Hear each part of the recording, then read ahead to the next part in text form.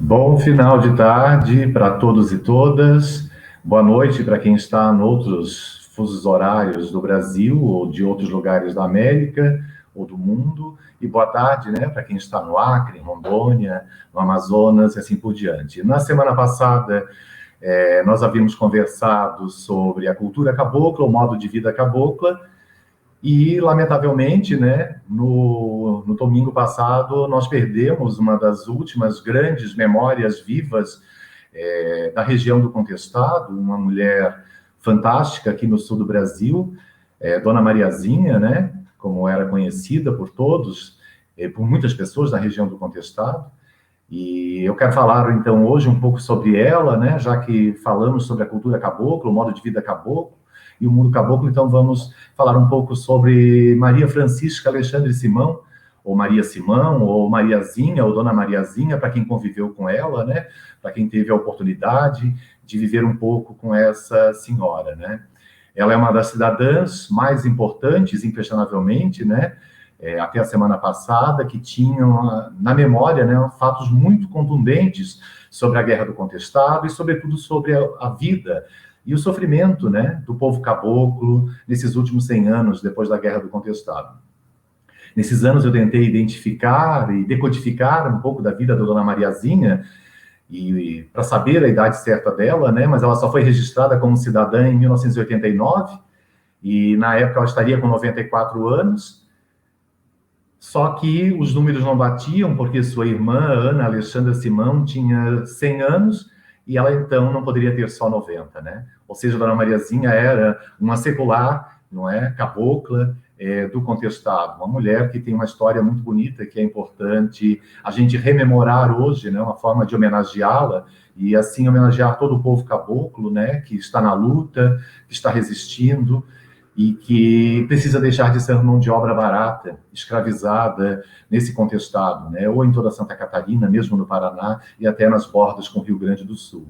Dona Mariazinha, né, ela falava, e ela ainda me disse, né, nas últimas conversas que tivemos, que ela era neta de uma indígena e cujo avô era brasileiro, né?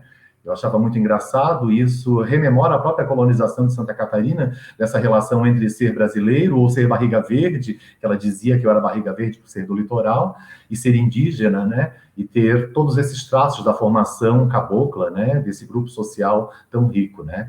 E Dona Mariazinha foi benzedeira ao longo da vida, ela foi rezadeira, ela foi parteira, inclusive ela... num dos nossos almoços, né, durante a construção da sua casa, que eu vou falar, ela me falou do último parto que ela fez, foi muito difícil, porque ela já não tinha muitas forças, seu filho foi obrigado a ajudar, né, a trazer a criança ao mundo. Mas Dona Mariazinha foi trabalhadora do campo e da cidade, ela trabalhou como ervateira, carregando caminhão, tirando a erva no mato, empilhando, amontoando, mas trabalhou na cidade, trabalhou em hotéis, foi camareira, foi cozinheira, e ela também fazia crochê. Ela me deu uma toalhinha de presente depois que concluímos a sua casa, para guardar de recordação, né? E ela tinha nas memórias, né, nas muitas conversas que pude ter com ela, como grande referência o seu pai, né? Ou seja, o pai e a guerra era uma referência muito grande para ela, né? Ela falava de guerra maldita, né? Porque para ela a guerra era o empobrecimento, o sofrimento do povo caboclo. E Dona Mariazinha, né, vivia no Campo Alto, ali no interior de Santa Cecília, perto da BR-116, uma casinha muito simples durante parte da sua vida, de um único cômodo, né? E há 2 anos atrás, um pouco mais, a casa havia pego fogo e ela foi levada pela assistência social para a cidade, não se adaptou na cidade, até porque era na periferia, e ela era uma mulher, né, que tinha uma vida mais campesina. Então ela perdeu a casa, foi morar de aluguel na cidade e não conseguiu resistir ao aluguel, até porque remédio para ela, para o filho e para sobreviver. Então a vida ficou difícil, ela voltou então para o interior, para a coletoria velha, né? Vivia com o seu filho num barraco arranjado, numa velha garagem, né? Com chão batido, com muita lama e muitos ratos corroendo os seus poucos bens. Então, em outubro, eu estive lá, né, para visitar a Dona Mariazinha, até porque eu iria fazer 50 anos e queria ter um contato com alguém do contestado que tivesse pelo menos o dobro do que a minha idade, né? E como eu a conhecia desde 2012, pensei, vou levar um presente para a Dona Mariazinha e vou conversar com ela, né, para o meu centenário, fazer esse encontro, né, ela com 100 e eu com 50.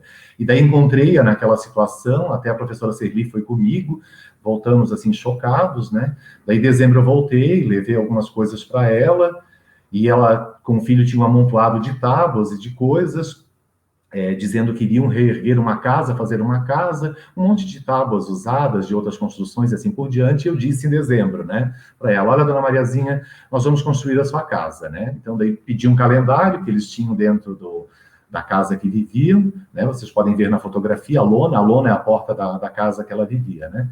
E disse: não, nós vamos erguer a sua casa, até porque tinha umas tábuas ali assim por diante. Fui para Florianópolis em férias, fiz uma campanha com amigos, pedindo ajuda para amigos, né, em todo o Brasil, pessoas que eu conheço. Foi uma campanha bastante discreta, sem a mídia, mas pedido direcionado aos amigos para erguer a casa para a velhinha, para que ela tivesse um final de vida digno, né? E marquei com ela e com seu filho Capitolino de começar as obras no dia 2 de fevereiro, mas lá pro dia 10 de janeiro, né, conversando com minha mãe, era pouco antes do aniversário dela, eu disse: não, eu vou subir a serra e vou começar a construção da casa da velhinha. Vários amigos já tinham ajudado, né, com recursos, e eu subi a serra, né, dia 12, e disse: olha, dona Mariazinha, amanhã começamos a obra. No início era para ser um multirão, mas só que não tinha como ser um multirão, né, porque os homens geralmente trabalham, né, e as mulheres durante a semana, e eu não teria como ficar no contestado tanto tempo. Então, decidimos fazer a obra contratando construtores, né? Então, as obras iniciaram por meio de um mutirão e depois foram abandonadas, e nós começamos com muita angústia, porque começaram as chuvas já logo no início, né, que se estenderam por 10 dias, e a gente não conseguia trabalhar, e eu preso em Timbó Grande, assim por diante, dona Mariazinha angustiada, eu, Capitolino, né, e essa ansiedade toda, as chuvas que não passavam, mas quando as chuvas diminuíram, a gente trabalhou, né, 10, 12, 14 horas por dia até durante as obras, né, para fazer a casa ficar pronta, para que a velhinha saísse daquela situação de lama, né, da convivência com os ratos e assim por diante, para que tivesse uma vida digna, como tinha antes na sua casinha, mesmo que fosse simples. Então, foram vários dias de trabalho, né, 10 dias de chuvas e 7 dias de muito trabalho para erguer a casa, e no dia 30 de janeiro, Dona Mariazinha e Capitolino já conseguiram ir para casa. Demos um prazo de 30 dias para secar as tábuas e fazer as mata-juntas, as caixas de vento, para deixar a casa totalmente concluída, né? E ao longo desse período, né, eu fazia almoço para os homens que trabalhavam, assim como os ajudava, e a Dona Mariazinha, preocupada, porque ela via que eu fazia almoço, mas nunca tinha salada. Ela ia lá no quintal dela, em alguns momentos, pegava um tomate, uma cebola e dizia: olha, o almoço tem que ter salada, tem que ter alho, tem que ter cebola, porque é muito saudável.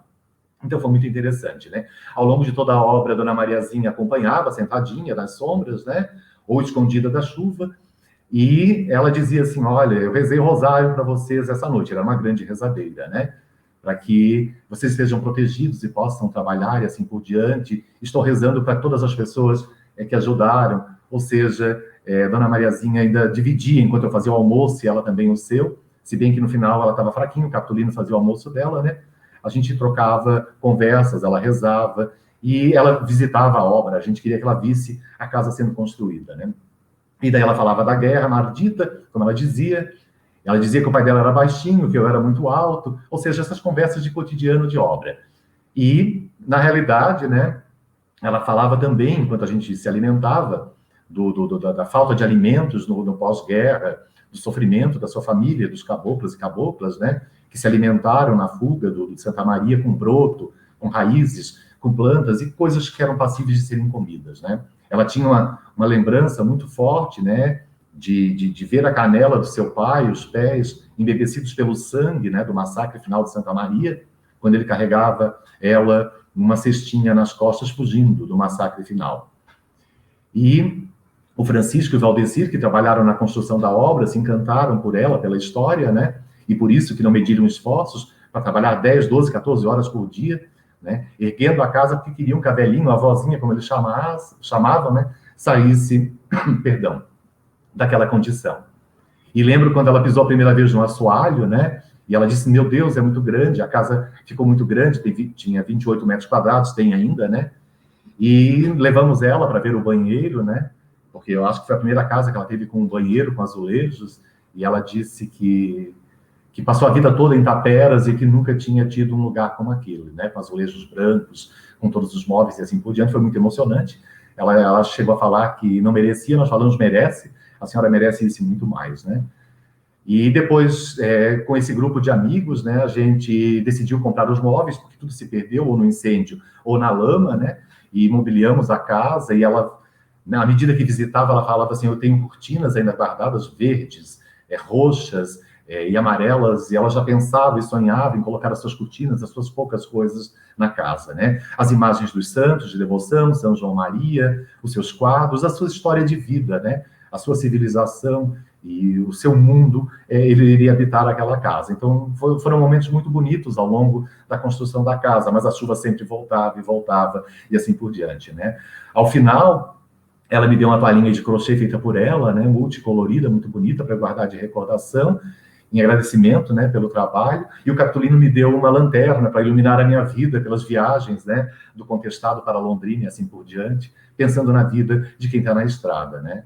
Então, Dona Mariazinha disse, né, ao final, que ela estava sentindo uma rainha, né, vivendo num palácio, a casa com janelas, com vidros, né, uma casa com todos os móveis novos, o fogão a lenha novinho, bonito, bem segura, a casa feita, tudo na altura dela. Dona Mariazinha tinha 1,28 m, eu tive que medi-la para fazer a altura das janelas, dos móveis do banheiro, da casa toda. Era muito engraçado, ela ficava estranhando, né? Porque caboclo é bastante desconfiada, ela desconfiava, mas no final já não desconfiava, né? Teimosa, né? Uma senhora idosa teimosa, bastante geniosa, né? Ou seja, a luta, a vida, né, dela exigiu ser uma mulher bastante dura, né? Eu acho que isso a manteve viva por muito tempo.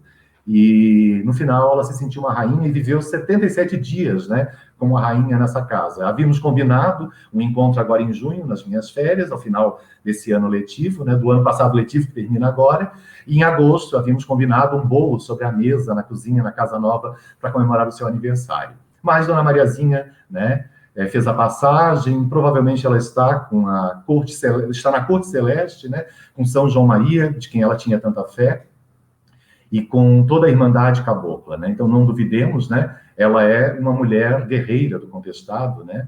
É a última memória viva e que nos deixou tantas possibilidades de pensar o Contestado. Então, ela deve estar num bom lugar nesse momento e foi muito bem recebida e deixou um legado de luta do povo caboclo, né? Mas eu preciso agradecer a todos os meus amigos e amigas, né, que atenderam o pedido para construir essa casa e dar esse sonho dessa senhora, né, dessa mulher fantástica de ter um lar ou de ter o seu palácio, né? E principalmente, além de pessoas que me ajudaram de todo o país, da Amazônia, do Nordeste, de João Pessoa, de Rondônia, de muita gente de Santa Catarina, do Paraná, né? Mas, sobretudo, ao Dom Luiz, né, a irmã Lorena, a Maria Cleide, o Hélio e a Edna, que ao longo dos 3 meses, né, de decisão e de construção da obra estiveram comigo, né, mais do que fisicamente, mais do que financeiramente, também foram o suporte emocional, porque eu nunca tinha construído uma casa, não é? De fazer uma obra é muito difícil, né, nesse país, até porque a inflação corroendo, os preços foram crescendo, e por sorte a gente iniciou no início de janeiro, que se fosse hoje seria muito mais difícil. Então, a todas as pessoas que ajudaram, né, muito obrigado, e podem ter certeza que muitos rosários Dona Mariazinha rezou, né, para todos e todas que fizeram parte dessa corrente, né, dessa grande ação humanitária, a partir, né, da decisão e do anúncio que eu disse em dezembro, assim, Dona Mariazinha, nós vamos construir sua casa. Muitas pessoas ajudaram, muitas pessoas eu nem conheço, inclusive virou uma rede, né? Amigos do Timbó, amigos de Lebon Regis ajudaram muito, né? A Celino Timbó me recebia todos os dias, depois da obra, cansado, com um café quente na sua casa, né? E essa solidariedade cabocla foi fundamental. Então, né, só tenho a agradecer às pessoas e à própria Dona Mariazinha, né, que me permitiu, nesses 8 anos, conviver, aprender, apreender e a ver a grandiosidade do mundo caboclo a partir de uma mulher fantástica, né, que agora está na Corte Celeste e provavelmente, se lá está, né, com São João Maria, está olhando por nós, sobretudo por nós e pelo povo caboclo. Obrigado, Dona Mariazinha, e a todos e todas, né, que estiveram conosco nesse 2021, que foi um ano mágico para ela que fez a passagem.